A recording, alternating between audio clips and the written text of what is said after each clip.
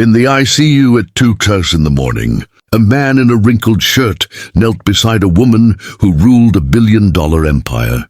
His calloused fingers wrapped around her pale, motionless hand. The machines beeped, the fluorescent lights hummed, and Derek Callahan, a single father who had spent 3 years as her invisible assistant, finally said the words he had buried for 1,000 silent days. "Please don't die," he whispered, his voice cracking in the sterile air. "You're the one I've loved all along." But he didn't know she could hear him. Every single word, just like everyone else who kept the building running while she collected the credit. Before we continue this incredible story, if you believe in the power of kindness and love stories that remind us what really matters, please subscribe to Kindness True Stories. Hit that like button and drop a comment telling us about a time when someone's kindness changed your perspective. Your support helps us share more stories that warm the heart and inspire the soul. Adrienne Shaw, the CEO, who never let anyone close, was trapped inside her own body, listening to the only confession of love she had ever received that meant something. What happens when the walls we build become the prison we cannot escape?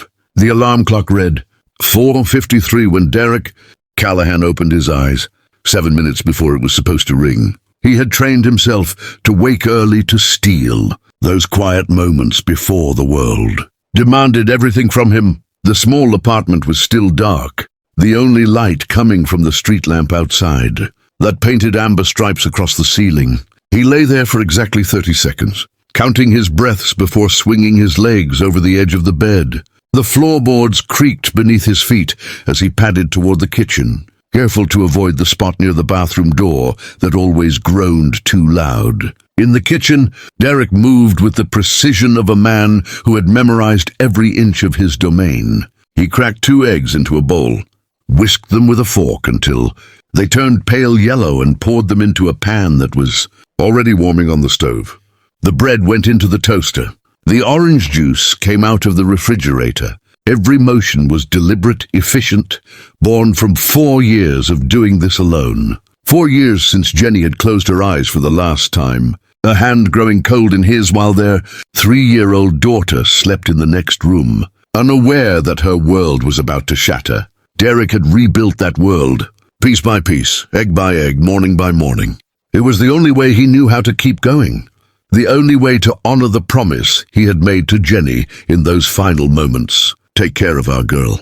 Love her enough for both of us. The sound of small feet shuffling across the floor made him turn. Rosie stood in the doorway, her brown hair a tangled mess, her favorite stuffed rabbit dangling from one hand. She was 7 now, all skinny legs and curious eyes. And every time Derek looked at her, he saw Jenny smiling back at him. The shape of her nose, the way she tilted her head when she was thinking, the stubborn set of her jaw when she decided something mattered. "Morning, Dandelion," Derek said, using the silly nickname he'd given her as a baby. He slid the eggs onto a plate next to the buttered toast. "Rabbit hungry too?" Rosie nodded, climbing onto her stool at the counter. She watched him with a solemnity that sometimes unnerved him, as if she could see the weight he carried. "Did you dream?" he asked, pouring a small glass of juice for her. She shook her head, then reconsidered. "I dreamed Mommy was singing." Derek's hands stilled for a fraction of a second, before he resumed wiping the counter. "Yeah? What song?" "The one about the moon and the spoon." It was a nonsense song Jenny used to make up when Rosie was a baby. Derek's throat tightened. "That's a good one," he managed to say. He kissed the top of her head, inhaling the scent of childhood shampoo and sleep. "Eat up, bus comes soon." As she ate, Derek's mind drifted back to the sterile room, to the pale hand in his, to the words he'd spilled into the humming silence. He hadn't planned to say them. They were a truth that had lived so long and so deeply inside him he'd forgotten it was a separate entity, until the sight of her, so still and vulnerable, had torn it from him. He was Adrienne Shaw's executive assistant, or had been, until her sudden collapse from a cerebral aneurysm 3 days ago. His job was to be a ghost, efficient, anticipatory, invisible. He scheduled her life, filtered her world, and knew the contours of her empire better than anyone. Yet she hardly knew the contours of his life. He was the man who ensured her coffee was perfect. Her meetings ran flawlessly. Her travel was seamless. He was the silent force behind the throne, and his love for her was a secret. He'd buried under the daily rubble of single parenthood and duty. He'd never intended for it to grow. It had been a seedling of admiration for her fierce, uncompromising intelligence. Then it became a sapling of pity for the isolated, guarded woman inside the fortress of CEO, and over 3 years it had grown into a towering, unshakable tree, its roots tangled around his heart. He loved her, and it was the most futile thing in the world. After dropping Rosie at the bus stop, waving until the yellow bus turned the corner, Derek drove to the hospital. He hadn't been officially summoned. His duties at Shaw Industries were on hold, but he went anyway, drawn by a gravity he could not resist. The nurses in the ICU had come to know him. They gave him small, sympathetic smiles as he scrubbed his hands and donned the yellow gown. Adrienne lay unchanged. A symphony of machines breathed for her, monitored her, sustained her. Her dark hair was fanned out on the pillow, a stark contrast to the white sheets. In sleep, without the armor of her power suits and steely gaze, she looked younger, fragile. He sat in the chair he'd claimed over the past few nights. "Rosie dreamed of Jenny today," he said softly, as if giving a report. It was easier to talk when he pretended it was just an update. "She's worried about a math test. I'm not very good at helping with the new way they do it. You'd probably solve it in your head in 2 seconds." He talked about work, about the board's nervous energy, about the tulips pushing through the soil in his tiny rented yard. He filled the quiet with the mundane details of a life she'd never been part of, a life that existed in the shadow of hers. He did not mention the confession. He pretended it had been swallowed by the humming lights. Meanwhile, inside the silent shell of her body, Adrienne Shaw was screaming. She heard everything.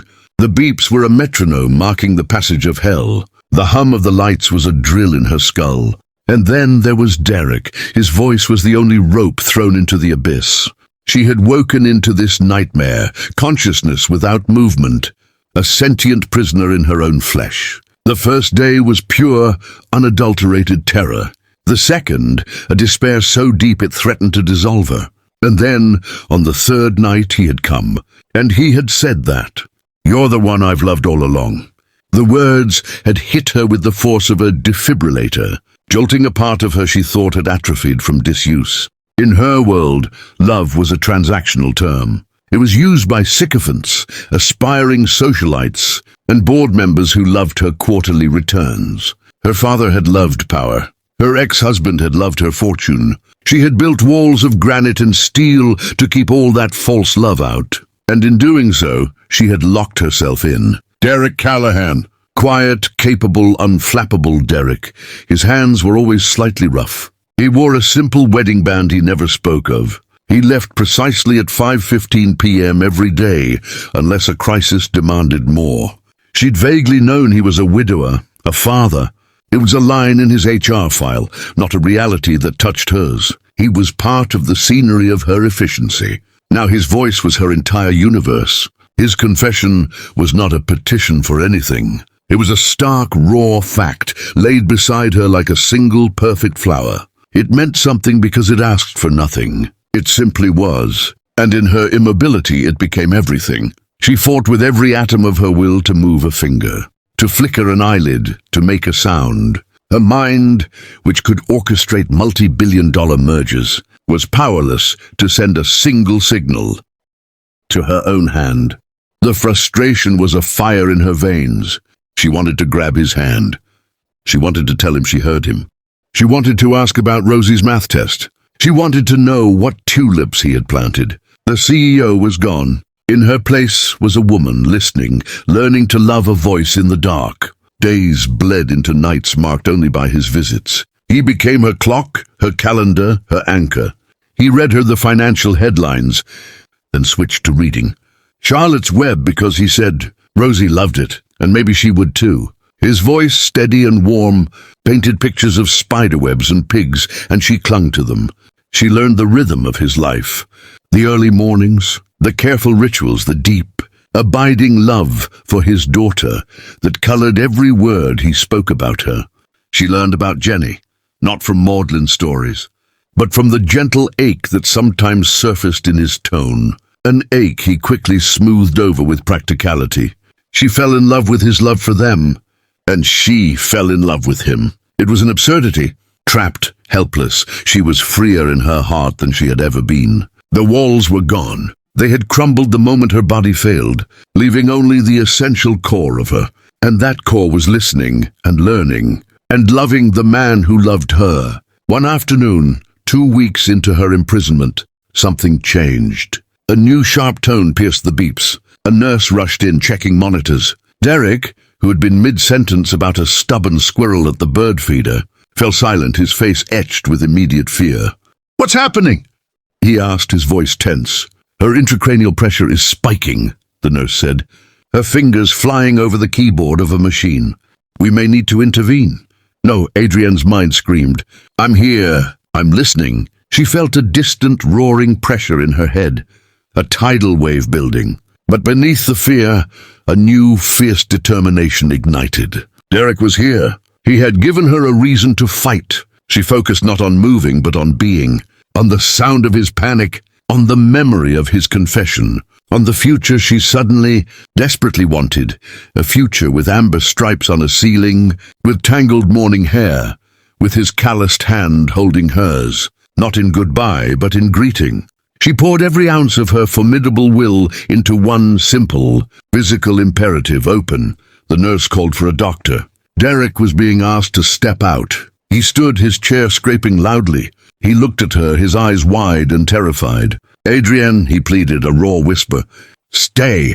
And as the medical team swarmed, as the chaos mounted, Adrienne Shaw, who had commanded armies of employees, marshaled every shred of her consciousness. She defied the prison of her flesh. Her eyelid, dry and heavy, trembled.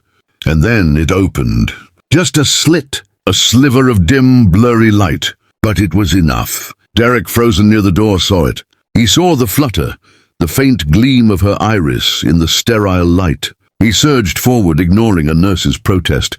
"She opened her eye," he said, his voice cracking again, but this time with a wild, desperate hope.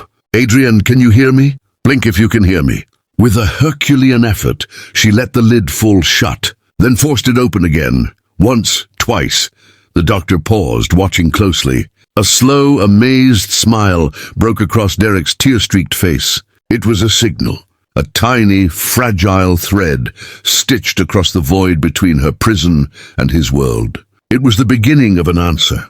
The walls had not just crumbled. A door had been cracked open from the inside.